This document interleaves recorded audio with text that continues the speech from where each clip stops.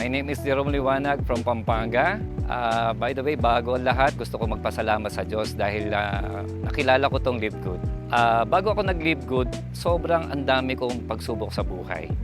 Dumating doon sa point na problema sa mga anak ko, sa asawa, dahil wala ko na ibibigay na mga allowance sila. Even pambili ng mga pagkain, kulang po. May isang taong nangulit sa akin dito kay Live Good. Personally, hindi ko po siya kakilala.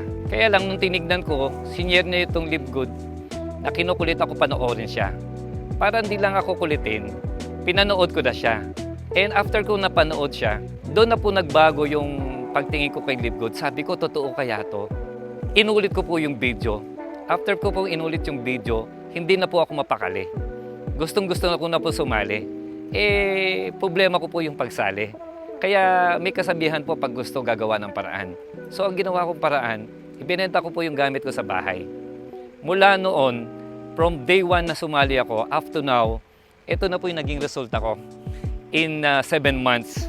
Kaya salamat at nakilala ko si Live Good. At ngayon, bumabalik na po lahat yung mga nawala sa akin. Kaya ini-encourage ko po kayo, especially yung mga nakikinig ngayon na hindi pa kasali sa Live Good, subukan nyo lang. Kasi hindi nyo po malalaman kung maganda si Live Good kung hindi nyo susubukan. Alam mo ako, pag tinanong ako kung magkano tong sasakyan, lagi ko sinasabi $50 lang. Kasi doon lang po nagsimula. Pag wala po kayong sinimulan, wala po kayong matatapos.